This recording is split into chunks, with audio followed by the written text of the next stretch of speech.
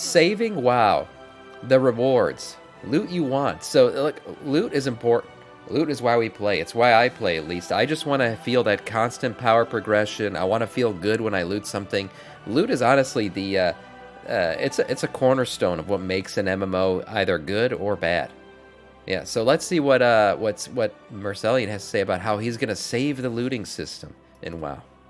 We are saving WoW for the second time with rewards. The gear is bad as well as the gold, and to fix them we need to look at classic WoW and definitely not the WoW token. Don't believe me? Hold on then, cause I have a very good reason for Playing this with friends and is will important. eventually justify player power as a renown reward also. The gear is the juiciest part No, to I don't start want with, that. and we will do it on a positive note. The catalyst is fine. Now for the rest of it, we need to see less of an eye level jump between patches. This makes it guarantee we get a number squish every 2 expansions. I know it's Less of a... Look, with the upgrade system that they've implemented, I actually think we're going to see the opposite. And in fact, 10.2 has a larger item level gap from start to finish than 10.1 and 1.5 had. So it's probably only going to get worse in terms of item level discrepancy between the start of a patch and the end of a patch. It's easier to It's because design of the cool crest items system. when they are way stronger, but it has become boring for the cool factor to just be a bigger number, and that's it. Making my Star Search do a bigger number does not make me feel good for looting a chest piece 40 eye levels higher. You don't feel the increase enough to like the items. You just know it's better because bigger eye level. In order for you Right. to feel like your number is bigger because the item number is bigger, we would need giga eye level increases between patches, turning this into an ARPG power fantasy where we just plow through the content. That's fine if it's done properly and scarcely, but not like this. So eye level is so boring and stale, it makes all the gear feel incredibly uninteresting. It's making the names of the items not matter. The item itself does not matter. We might I'll tell you what eye level really has done. It has like mitigated like the importance of stats to a big, like item level really is the end all be all of gear at this point. You just look at the piece of gear, you're like, is it a higher item level? Yeah, it is. Oh, it's probably an upgrade. That's how most of it goes. Like the days of simming and stuff, they still exist, especially for things like trinkets and weapons and stuff like that. Those can still be, you know, hit or miss when it comes to eye level. But when it comes to just like your regular old gear, mostly you want your tier set bonus, and then everything else after that is just about upping the eye level of the items. as well not even have items anymore. We can just have a character eye level as a system that increases when we do content, with secondary stats being something we change. that'd be That's horrible. stupid, bad, and boring. But if we're going to keep eye level in the game, here's how we can make it more interesting. For the eye level stat sticks, they should be ideally removed, but if that won't happen, have them made incredibly rare, where it should only exist if they have more stats than equal eye level items of other types. On top of it, have stat sticks maybe roll with 3 secondary stats always. If they are stat sticks, let them be fucking stat sticks. Their power, their gimmick is that they have a lot of stats. But that's just one power items can have, and not the power. The last time I really remember playing with stats, if you guys remember, I talked about it earlier. Remember Jathis the Prism Blade? That one basically became more powerful the more you fed it weapons, up to like I think 3 stacks it was, or 4, but it lost its secondary stats. Every time you fed it a weapon, secondary stats dropped to the point at the end where it had no secondary stats, and it was like all attack power or something like that. I forgot what it was. But it was an interesting balance, and it was fun to play with. I thought that was a great weapon. But like I said, weapons and trinkets are kind of the exception. Maybe rings at times if they have special abilities attached to them.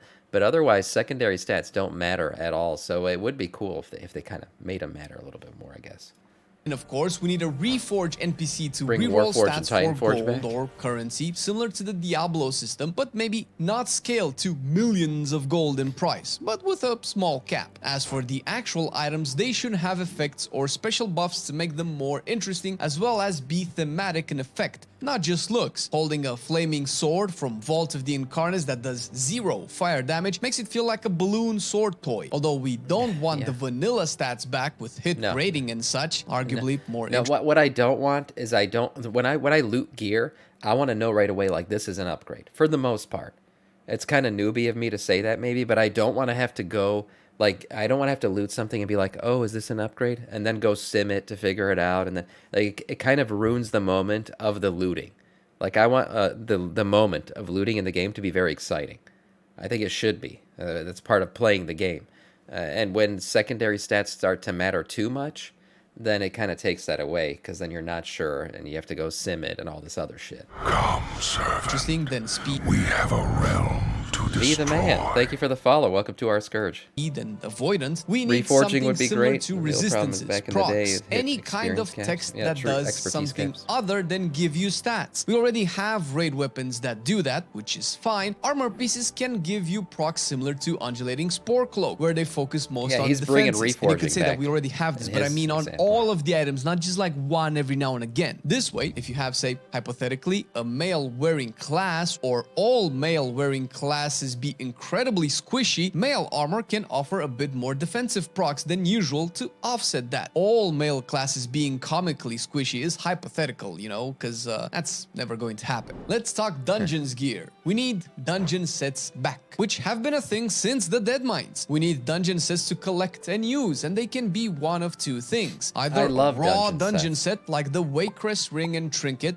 but extended to more. One of the really cool things, if you guys remember, there was that double ring. Was it from the Razageth raid, where there was a really cool interaction. I believe it was with the fire ring proccing with the belt, and you know, if you did a certain fire spell, it would like up the damage of your stuff. I love that kind of stuff. I love gear that interacts with each other, and I do miss things like this, like gear sets from dungeon sets that you could like pair together with raid gear and create like these really cool combinations that would deal tons of damage.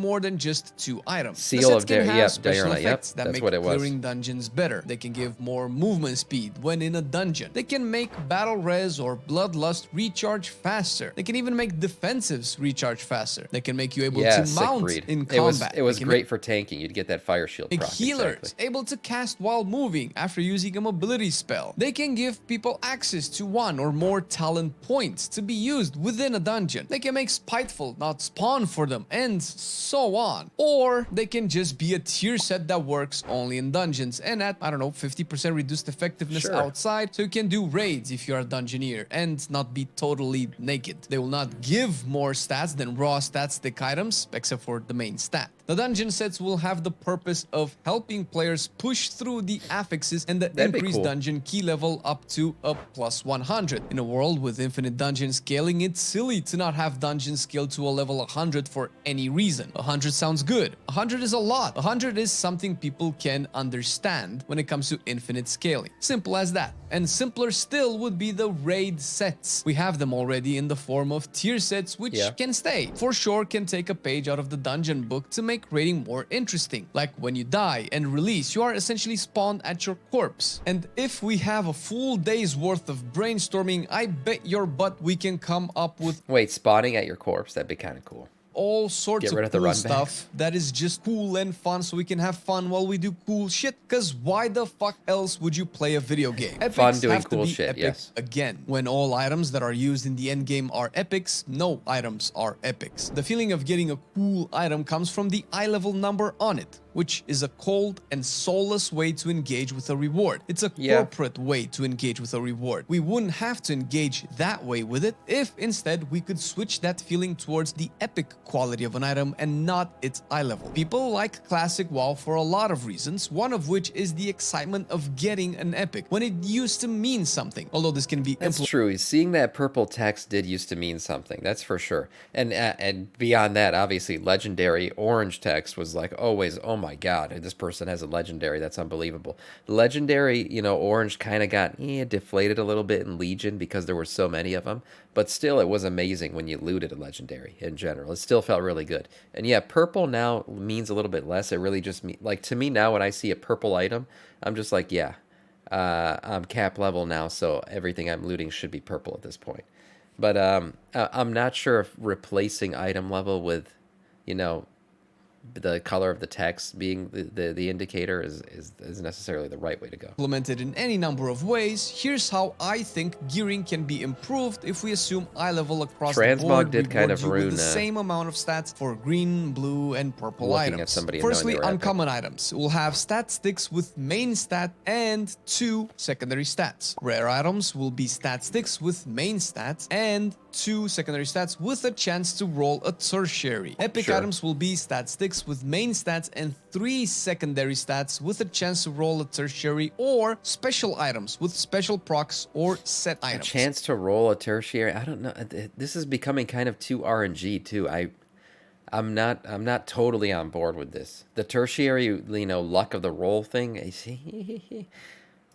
Legendary items, since it it would has kind of ruin things. If your RNG is bad, it'll ruin your looting experience.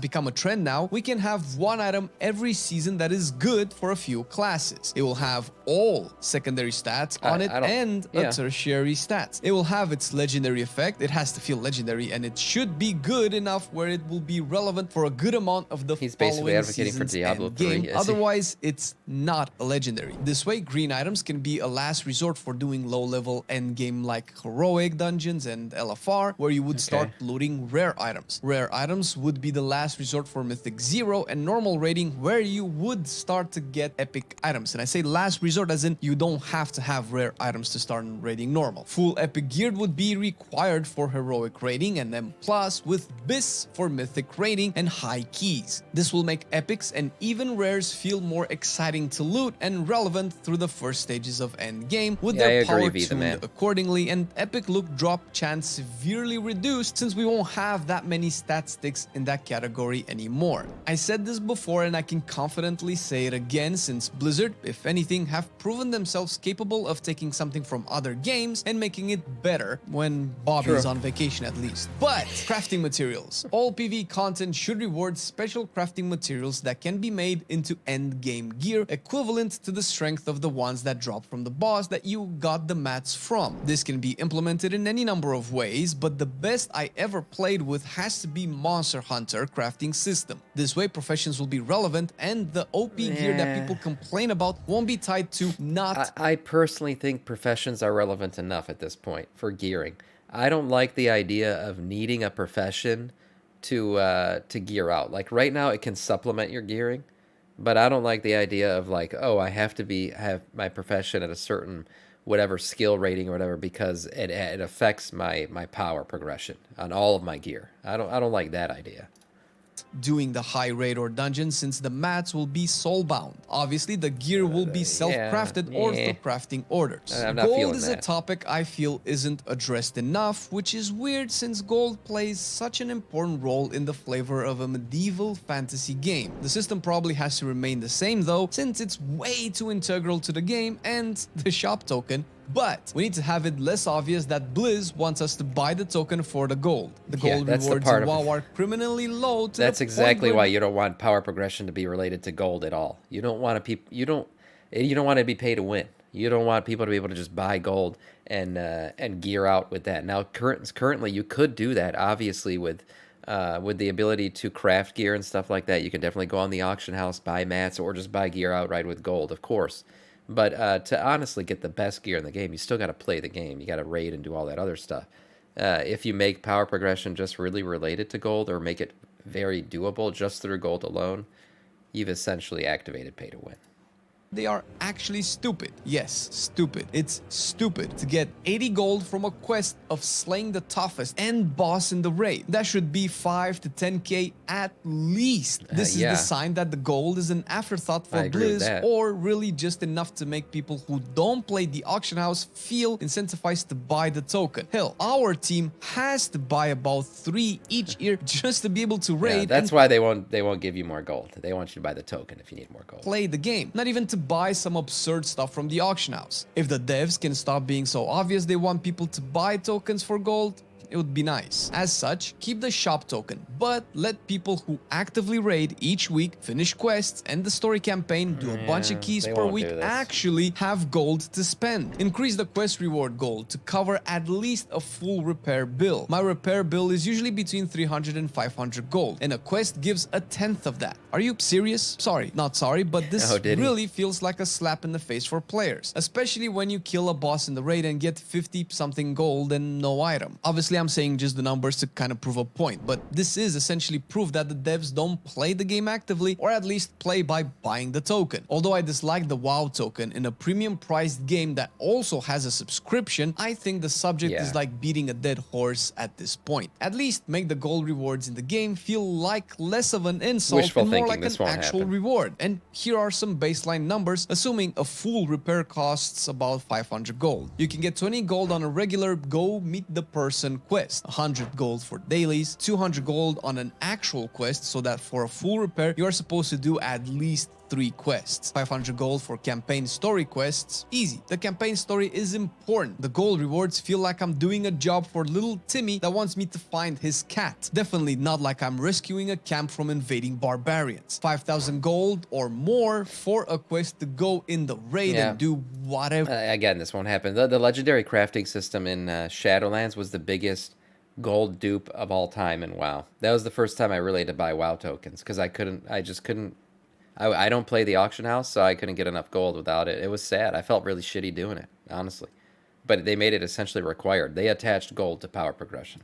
Whatever the quest needs, because Which was it's not a good. raid, man. It's not in the backyard of your house. With close to 10k gold for killing the boss to complete the story. Am I saving the Dragon Isles or picking up all 8 sacks of oats scattered around by the knolls? 500 to 2,000 gold per epic item sold to a vendor. This is Really, usually with alts, calculated it's by worse eye than level and Dragonflight. item type. I haven't made Selling alts in epics for Dragonflight. pennies is silly. Does not make me feel like it's an epic I am selling. Makes me feel bad for having a trash item. I killed a dragon, a titan, a void god, and I'm selling the sword they left behind. It should be worth a small fortune, considering that sword will drop once or twice per patch for me if I farm it weekly. Primal Flux, a basic material for blacksmithing, is sold by the vendors for 15 gold, and the same vendor will take my 441 Ashkander, the epic sword that is dropped from the Echo of Neltharion, for 150 gold, meaning I can trade it for 10 Primal Flux, but I need 35 or more Primal Flux to make a generic sword with the same blacksmithing profession. Yeah, At what the math point ain't am I mathin'. not supposed to feel silly that the fact that Gallywix has to be in charge of the devs that handle rewards in WoW? I feel like an idiot for selling gear, and rares and uncommons can just be scaled down accordingly. We should get 300 gold per raid boss loot. Considering a raid boss usually takes anywhere from 2 to over 50 repair bills down, having it barely reward enough gold to cover 1 repair should be at least a start. And This boss is true, should be but it about won't happen 1,000 again. gold. 500 gold for an M plus chest, 100 gold for a regular dungeon boss loot is fine when your daily heroic queue gives you 168 gold and a plus 17 gives you 53 gold.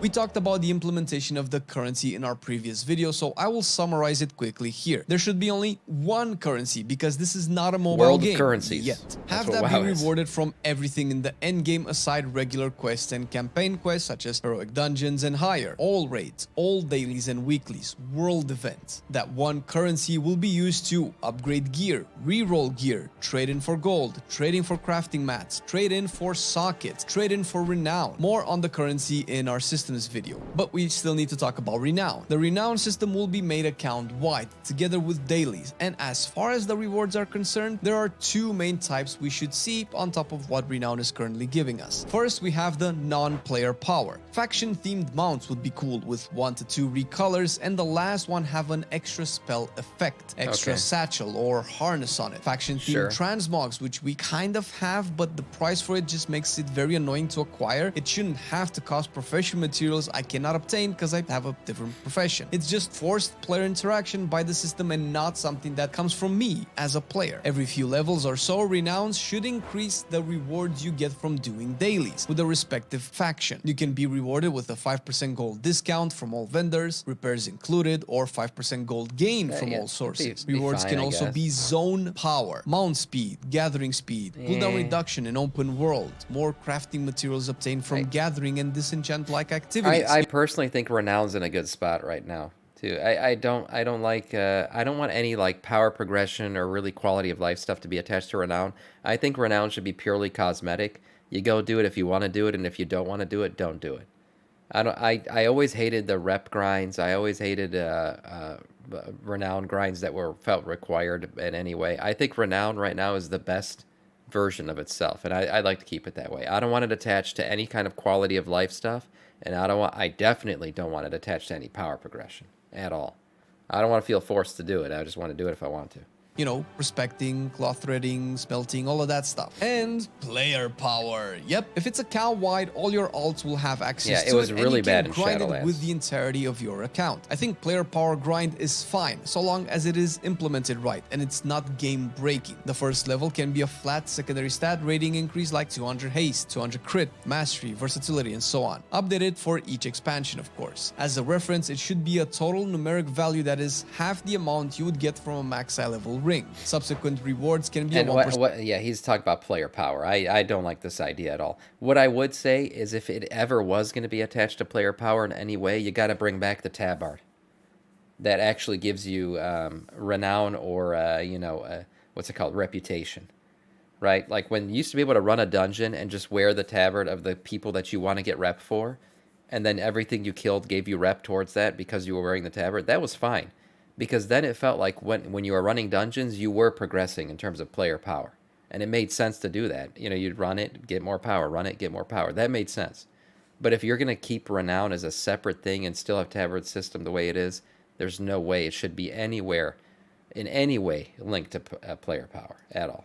Stamina buff a few times across the track, which we also had before, I believe, back in Shadowlands. We can have role-specific buffs like a 1% damage reduction for the tank role, a 1% damage increase for the DPS, a 1% healing increase for the healers. One faction can award the stamina, Yeah, another the tabard the system stats, to me was the another best. the role rewards. Other best way to factions do can rep. reward the non-player power. Swap and switch these around if it makes the game more interesting. Last but not least, we need prestige rewards for certain accomplishments as well as skills rewards. Thankfully, these have been made really good in the past and unfortunately ignored in subsequent expansions. Depending on what systems will be in the game, we Skill can rewards. have a class-themed armor set or mount be rewarded from doing things like Mage Tower, getting Mage Tower 3k was IO, fun. Gladiator, ahead of the curve, cutting edge, and so on, which you already have, but it kind of feels not enough or rewarding enough. It's very Prestige true, the rewards man. can Be the also man. be from completing the entire story campaign, which sometimes gives a mount, but it would have to be a unique model, themed around that story patch like an Emerald Dream 1 in 10.2, an Abyss 1 in 10.1, etc. Another type of reward that hasn't been talked about enough can be your skins for your spells and abilities, and these can have so many variations we could spend the whole day here. As an example, maybe your Paladin wings can have a different cooler animation, or Avatar for Warriors they've can talked have a about stuff skull like this before. floating above your head.